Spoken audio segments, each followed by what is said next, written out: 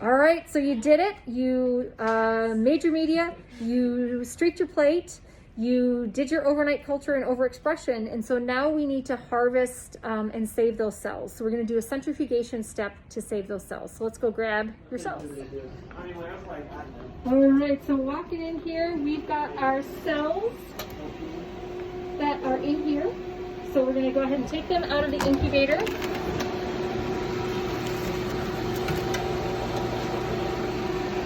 So we can take a look at this and we can see, even though this is a protein that has a green fluorescent tag, you can't necessarily see any green cells yet. You won't actually see that until you might do the centrifugation step.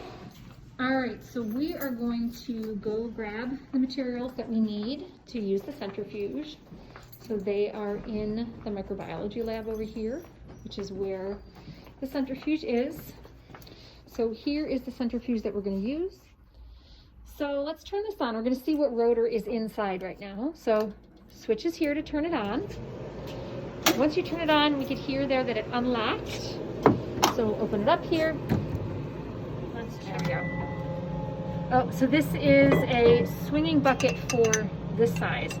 I'm going to find the other fixed angle rotor. This is not the rotor that we want to use for doing large centrifugations. All right, so this is the rotor that we want here. This is what's called a fixed angle rotor, and it has for very large centrifuge bottles. So now we just need to find the centrifuge bottles. All right, so this is not a rotor that we want in here. So the rotors basically lift out pretty easily. So we're going to put this one over here. And then we need to use this fixed angle rotor. So we're going to want to make sure that we note this is the name of the rotor. We'll be able to see once we get in there, but that's going to be important because we need to change the name of the rotor. Go ahead and put that in there and we're good to go. So just so we can put rotors back where they belong, underneath here is where we can store these rotors. So I'm going to go ahead and open this up. You can see it's empty right now. If you want to bring that rotor over, so just put it down in here. And so if you need a different rotor, this is likely where you'll find it.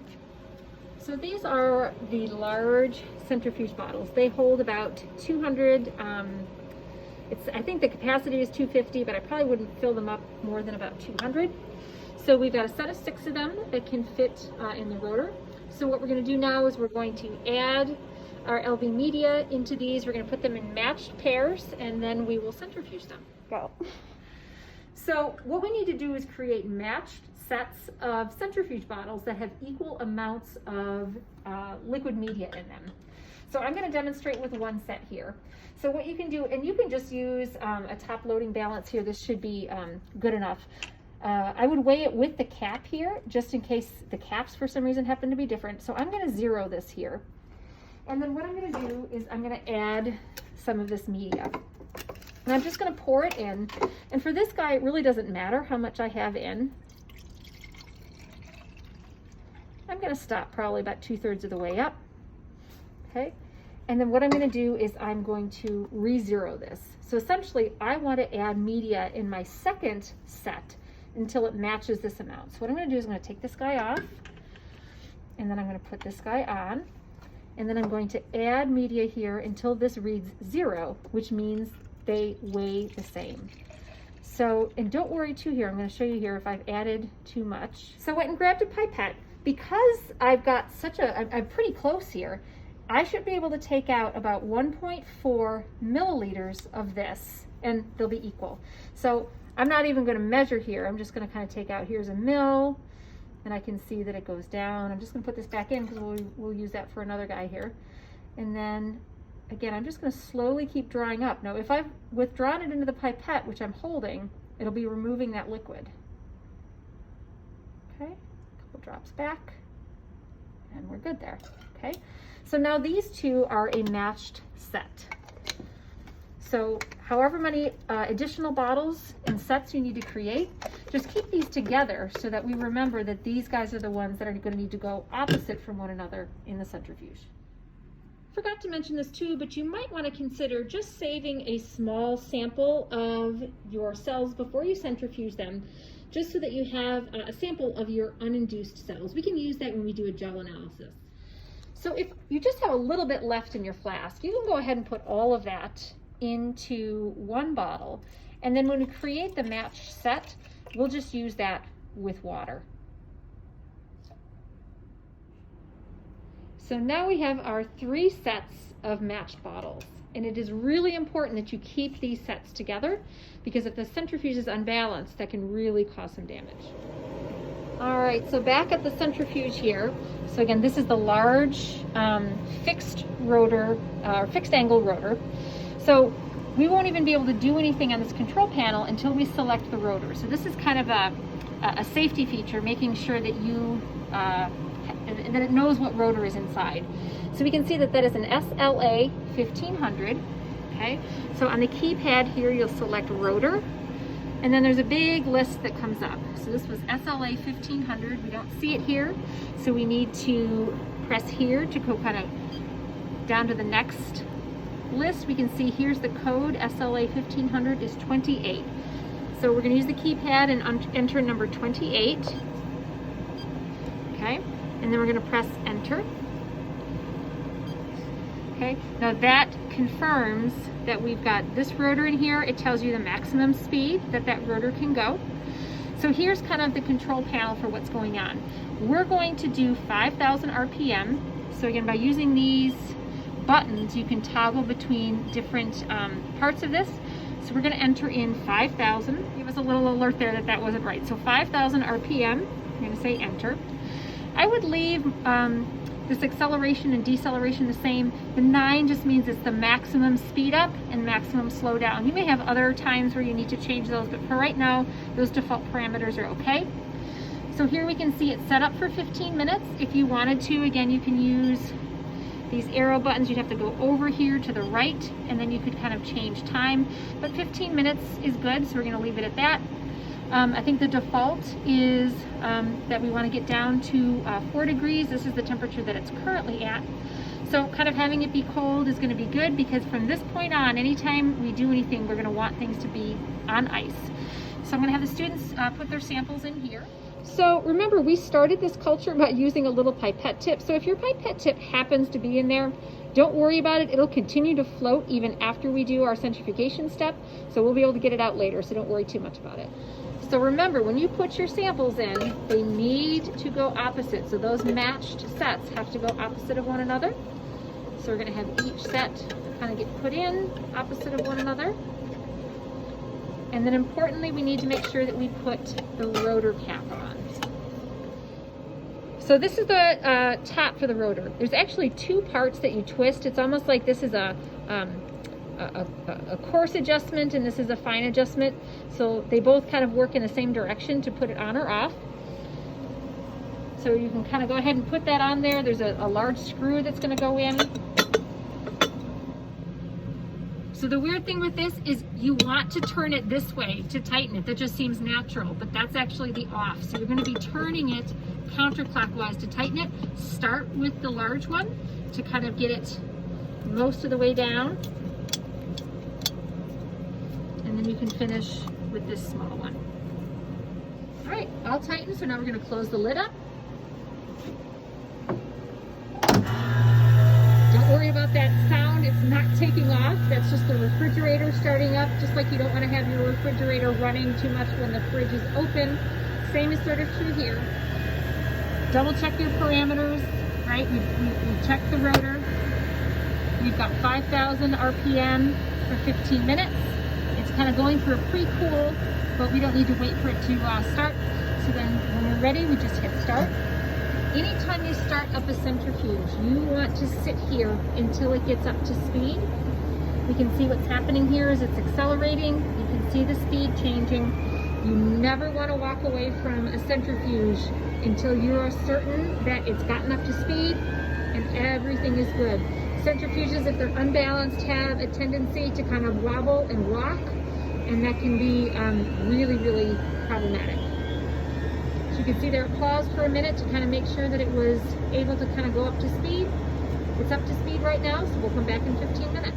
While we're waiting for our centrifuge to be done, we're going to go grab some ice, because remember, everything that we do from this point on, we're going to want to be on ice. We don't want to risk any protease activity or anything happening with our cell.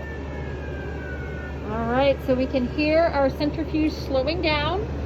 So this is not going to unlock until this fully stops. So we heard it unlock, so now we're gonna be able to check and see whether or not we see a nice green pellet. So we have to unscrew. All right, so now we've got our bottles that are in here. We'll take one out here. Oh, look at that. We got neon green cells. So we are good to go. So we're gonna take these upstairs. We're gonna pour off the supernatant, and then we're going to weigh and save these pellets. So again, just to highlight, this is one of these things that's nice about our fusion protein is we've got this nice marker all throughout to tell us whether or not things work. But this is nice that we've got this signal that tells us that our overexpression worked. Keep that in mind, because when we just do regular overexpressions, we're still gonna see a cell pellet, but we won't necessarily know whether our protein is there. So when we're done with the centrifuge, we do want to make sure we turn it off. So you can just turn it off by flipping the switch. But it's quite cold inside, and there's going to be a lot of water vapor that condenses in there. So I would recommend leaving the lid open at least for a little while to make sure that we don't close it and have water kind of vapor get trapped inside, because that can cause it to mildew. All right, so we were very careful sort of transporting these upstairs, because we don't want to disturb this cell pellet. But what we're going to do now is we're going to pour off this supernatant as much as we can. And then we're going to scrape and transfer that pellet to some tubes here. So I've got a little setup here. I'm just going to put a piece of saran wrap down, and then I've got some paper towels that are right here. What I'm going to do is I'm going to pour the supernatant off into here, and then I'm going to leave the bottles upside down here just to let as much of that media drain off as possible. And then we'll move on to the next step, which is scraping the cells. All right, so pretty simple here. Here, you can see this is actually the one that had the pipette tip in there, so totally fine. It just kind of kept floating to the top there. So just gonna dump this in here. We're gonna have to get it out later. All right, maybe it'll fall out here. All right, perfect. So we've got all these sitting here. We'll just let them sit for a minute to drain. Look at how nice those neon green pellets look. So what we're going to do is we're going to add a little bit of bleach to this LB here that's spent. We'll let that sit for a little bit, and then that can actually just go right down the drain. That's good. Yep, just a little bit of bleach. That's enough to kill anything there, and that can go right down the drain. So I just labeled a tube here with the protein, the date, and then what we're going to do is we're going to, just like we were doing when we were balancing the centrifuge tubes, I'm going to put this tube and the cap onto my balance. I'm going to tear it so that it thinks it's invisible. Then I'm going to add my cell pellet to it and then reweigh it, and I'll know how much the mass of the cell pellet is that I have. All right, so remember to weigh it with the cap, or at least be consistent. So I'm going to put that on there, and then I'm going to tear it. So essentially, that's invisible. I'm going to scrape out and actually this is not the best one to use. This one's a better one to use for scraping our pellets out here. So literally you go in and we're just going to scrape this pellet out. Okay, I'm going to put it in here. I'll try to get as much down in there as I can. I want to make sure we get as much of this out. We worked really hard to make this. We don't want to lose any. Down here at the end, at some point you are going to have to kind of come and scrape and kind of get it in there. I want to get as much as we can off of here. Okay, you can also kind of give it a little tap. Help it go down the side there. I've probably gotten as much as I can out of here.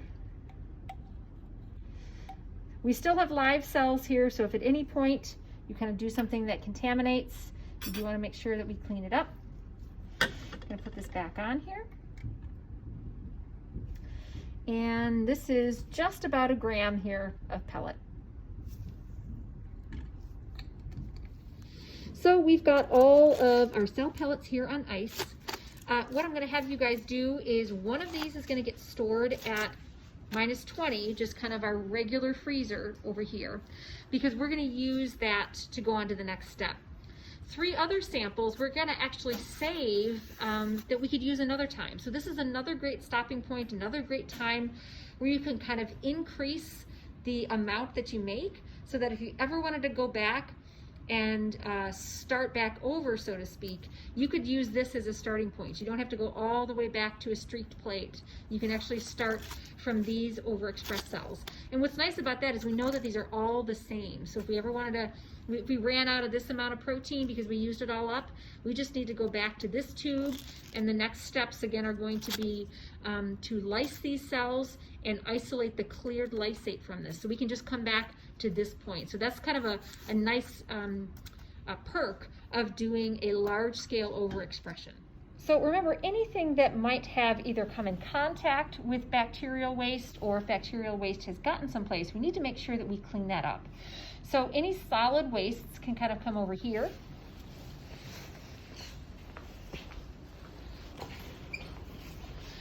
We have got a biohazard bag that's in the hood here, so it can just kind of go inside there. So if any surfaces have gotten contaminated, you can take a bottle of ethanol. Ethanol will have a red cap on it. Just give a little squirt on the table and then wipe up with a paper towel, and you're good to go.